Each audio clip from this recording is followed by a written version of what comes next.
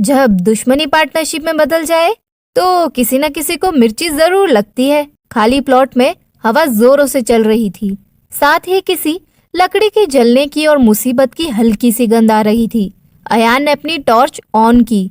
उसकी लाइट धुंध को ऐसे काट रही थी जैसे किसी फिल्म का सीन हो जिसमें ड्रामा के लिए बहुत ज्यादा बजट है। क्या तुझे यकीन है कि ये सेफ है? मायरा ने अपने जैकेट को ठीक करते हुए फुसफुसाया। नहीं, अयान ने कहा, लेकिन मुझे यकीन है कि अगर कुछ भी गड़बड़ हुई तो तू उसका बिल मुझ पर ही फाड़ेगी।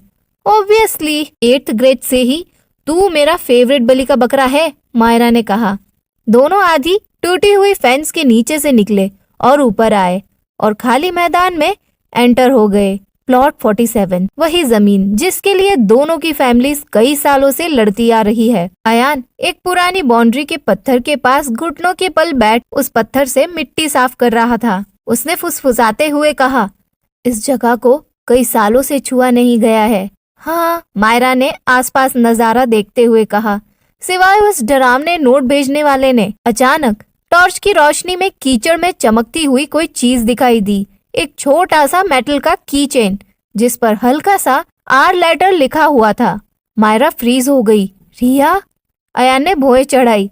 तेरी कजिन फिर से? या तो वो तुझे परेशान कर रही है या वो भी ये जो भी हो रहा है इसका हिस्सा है। वो 2 दिनों से मेरा फोन नहीं उठा रही है, मायरा ने भारी आवाज में कहा। शायद वह कुछ छिपा रही है या शायद वह किसी मुसीबत में है। अयान ने उसकी तरफ देखा।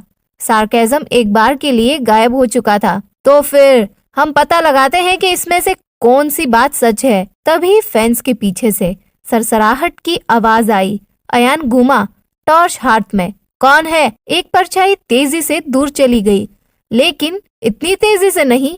एक जानी पहचानी आवाज हकलाते हुए आई। रुको रुको, मेरे पे अटैक मत करो, मैं हूँ राघव। मायरा कर्रा उठी। सीरियसली भाई तू?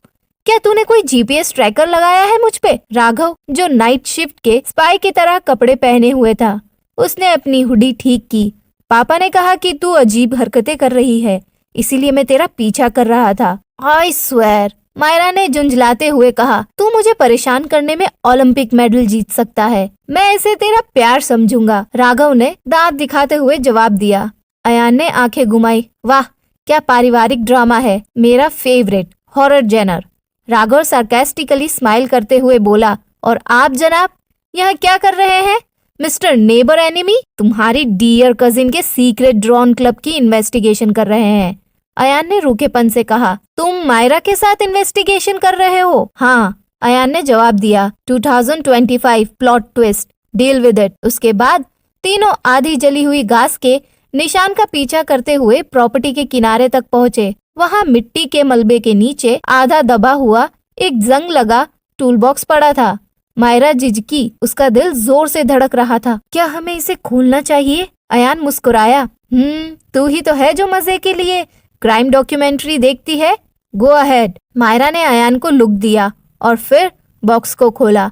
अंदर पुराने पेपर्स, एक टूटा हुआ फोन और रुमाल में लिपटी एक फ्लैश ड्राइव थी। रुमाल पर एम्ब्रॉयडरी की हुई थी और इनिशियल्स चमक रहे थे, RM।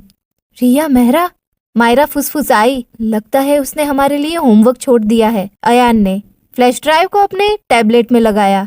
एक फोल्डर दिखाई दिया, plot 47। Do not trust them. तीनों ने एक दूसरे को देखा। अंदर वॉइस मेमोज और वीडियोस के स्निपेट्स थे। इन सभी में चैरिटी गाला में आग लगने से 1 वीक पहले की डेट थी। पहली रिकॉर्डिंग स्टार्ट हुई। रिया की आवाज, अगर मुझे कुछ हो जाए तो प्लॉट 47 जरूर देखना। उन्होंने झूठ बोला है। दोनों फैमिलीज, डील वो नहीं है जो वो सोच रहे हैं। मायरा ने टैबलेट को और जोर से पकड़ लिया। उसे कुछ तो पता था। अयान की आवाज और गहरी हो गई और इसीलिए कोई उसे भगाना चाहता था। अगली क्लिप ऑटोमेटिकली चलने लगी। एक आदमी की आवाज, धीमी लेकिन पहचानी सी। जब पेपर्स जल जाएंगे तो तुम्हें तुम्हारा हिस्सा मिल जाएगा। इस बार हम खाली हाथ नहीं जा सकते। अयान फ्रीज हो गया। ये तो मेरे डैड की आवाज है। मायरा झटके से उसकी ओर मुड़ी। तूने अभी क्या कहा? आई एम नॉट श्योर, शायद ये एडिट की हुई है, अयान ने कहा। Ayaan, he is your father, Myra ने कहा। राघव पीछे हट गया और फुसफुसाया, गाइस दिस इज क्रेजी। अगर तुम्हारे डैड और हमारे पापा दोनों इसमें शामिल हुए तो जस्ट डोंट, मायरा ने बीच में ही टोकते हुए कहा। मैं इस पर यकीन करने को तैयार नहीं हूँ, लेकिन अंदर ही अंदर शक की एक दरार बन गई थी। यही तो वजह है कि हम कभी एक दूसरे पर भरोसा नहीं करते, अयान ने गुस्से से कहा, क्योंकि तेरी फैमिली को हमेशा लगता है कि मेरी फैमिली कोई ना कोई साजिश रच रही है। ओ प्लीज, मायरा ने पलटकर कहा, तेरे डैड की डील करने की डेफिनेशन आमतौर पर हमारी डील बिगाड़ना होता है। मायरा, तेरे लोग भी कोई दूध के धुले नहीं हैं। डोंट यू डेयर, मायरा ने गुस्से से कहा। राघव ने जोर से ताली बजाई। वो, क्या हम ये फैमिली थेरेपी बाद में कंटिन्यू रख सकते हैं? पहले हमें पता चल जाए कि कौन हम पर जासूसी कर रहा है। मायरा और अयान ने एक दूसरे को घूरा, फिर जोर से हंस पड़े। उस तरह की हंसी जब आप तब देते हैं कि जब टेंशन इतना ज्यादा हो जाए कि सांस लेने की मुश्किल हो जाए। आई हेट कि तू ऐसे टाइम पे फनी होता है जब मैं भयंकर गुस्से में होती हूँ, मायरा फुसफुसाई।